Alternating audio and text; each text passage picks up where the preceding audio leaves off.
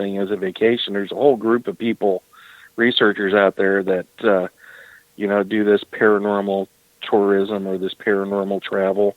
There's even a new term now, luminal cartography. I think some people are starting to use that.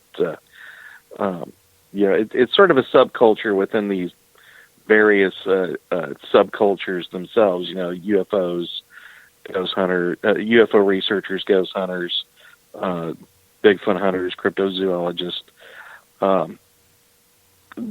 People that are into the travel, and people that are into those cultures tend to do a lot of traveling anyway, as they travel either professionally or as an attendee at these circuits of conferences.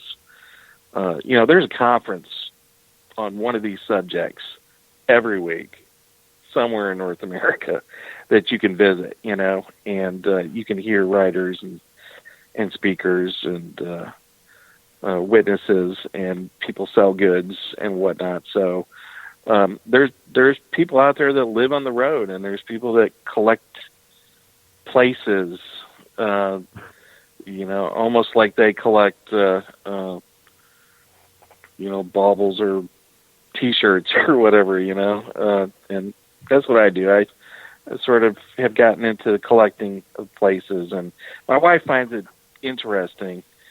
She's not really into the whole thing, but my boys certainly are. I got 9-year-old and 7-year-old boys, and they love monsters. So, but they're really skeptical though.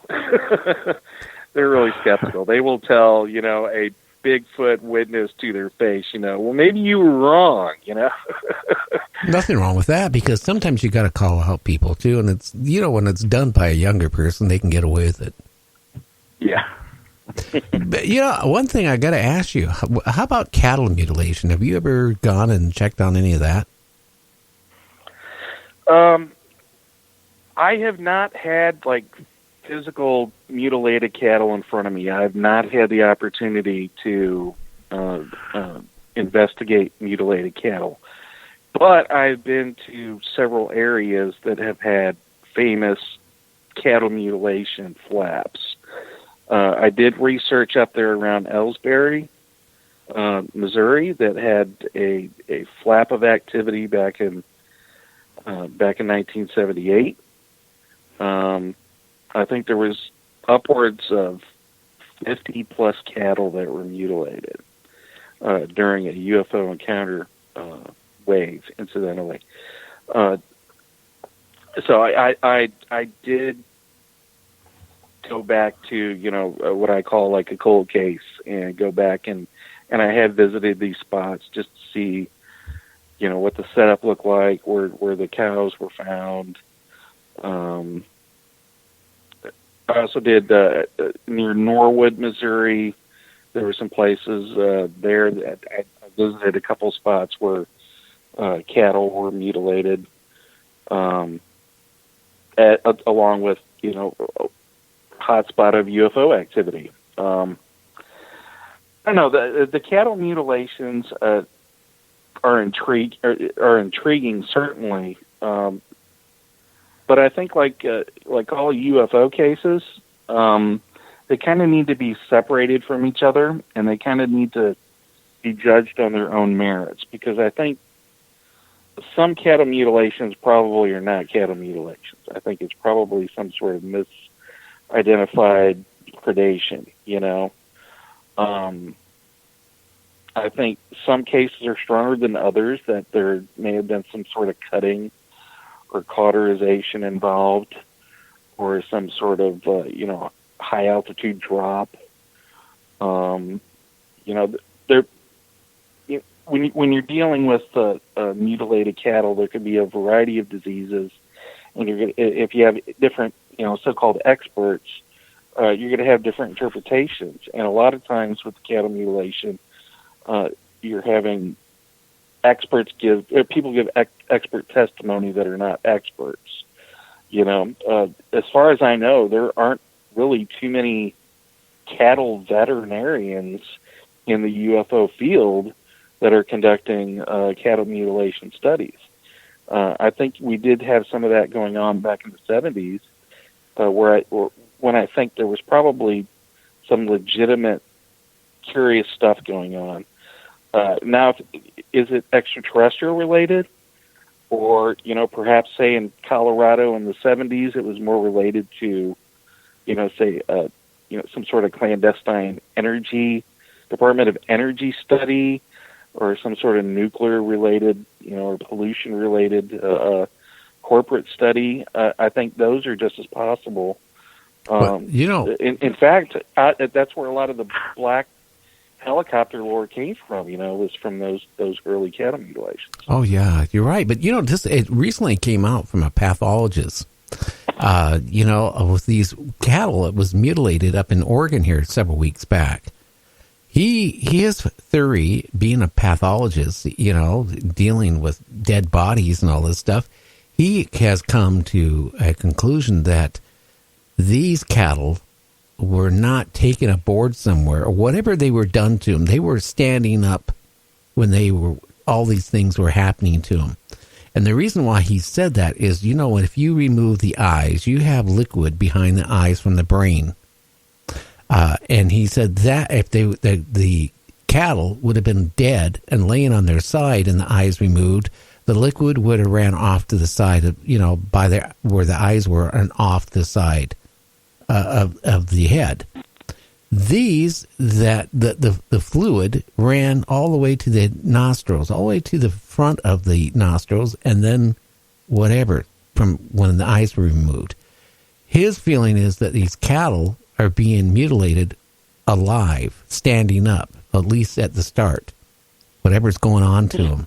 And when he said that, I kind of put shivers down me, thinking that, hey, if they are being mutilated by or experimented on by alien technology, they don't care about the feelings of the animals at all, what they're going through. Could you imagine you're standing up and all of a sudden your eyes are yanked out of you? And then all of a sudden, other things are, whatever they do, it's scary. Yeah. No, it sort of begs the question, like, what's the cause behind it? If it's extraterrestrial, what is their motivation? If it's human, what is the motivation? My guess is, the procedure is done on cattle. If it is a procedure, if it is, genuinely, not some sort of misidentified predation or disease, the purpose is to gather organs that have some sort of scientific significance to them, right?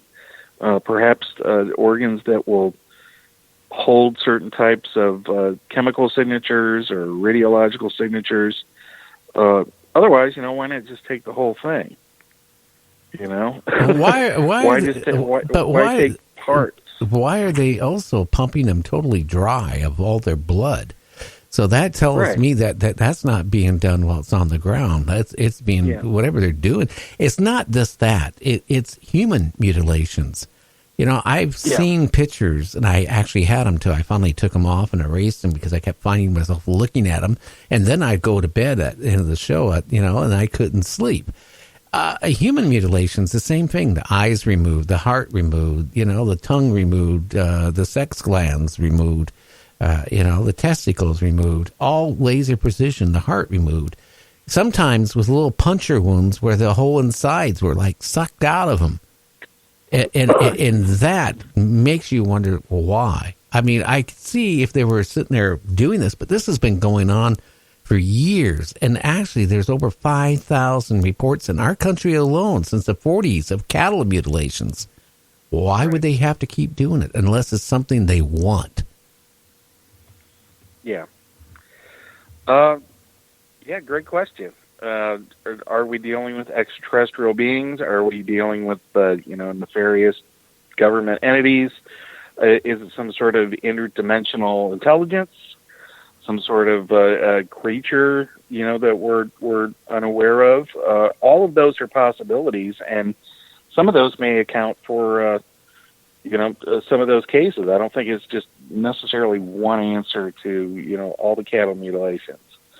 But, I think it's best to look at those cases and focus on those cases that do have the best evidence and do occur in areas that have significant history of that sort of thing, or history of anomalous activity. There are areas where UFOs and cattle mutilations go hand in hand. Places like the Skinwalker Ranch, places like the Marley Woods in Missouri, certain spots in Colorado. UFOs are seen, and when you say UFOs, it could be a lot of different things. It could be, actual physical craft to just, luminous lights, just some sort of light in the sky or some sort of orb. It ranges the spectrum, but, I think focusing on where UFOs are seen, I think is an interesting thing, or even where black helicopters are seen. Will you get the answer to, all of those, 5,000 plus cases? No, I'm certain some of them are probably misidentified. Some of them don't have enough information.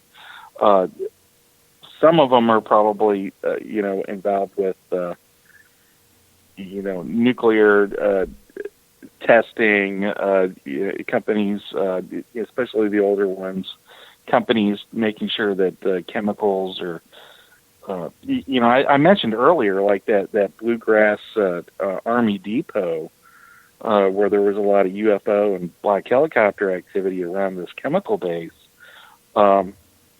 That base has had like 6 releases, accidental releases of chemicals, of mustard gas, VFX gas, sarin gas in the past, I think 10 years, to where they've had to evacuate. So, would the people running that facility be interested in, okay, what are the cows doing right next to, in the field right next to where we're keeping all this stuff? Certainly, I think that's a possibility for some of it. I think,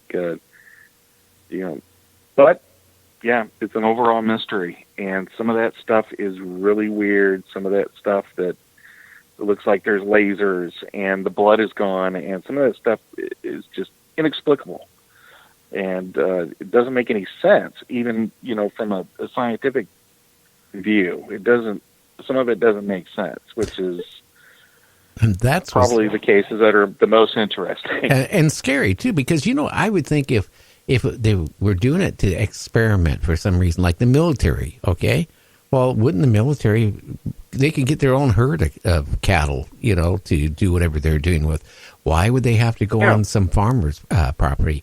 Now, Timothy Cullen has been on my show numerous times. He was number 9 implant removal from the late Dr. Roger Greer. He went out and checked on some cattle mutilation because he really got into this UFO abduction thing and all these strange things at one point. And at one place he went to, there was snow there. And the bull was fine when the rancher went to bed that night. And again, there was snow on the ground. In the morning, he goes out to feed his bull, was a prize one. It's dead. Then he notices all this strangeness about it. But first thing he notices, there's no footprints around it. There's nothing. No, it's just like something happened, and like he said, that it wouldn't have been some type of predator that did this. So it's strange. And then one case he investigated where a cow's head was stuck in a mole hole, where it looked like it was dropped and the head, went right into it.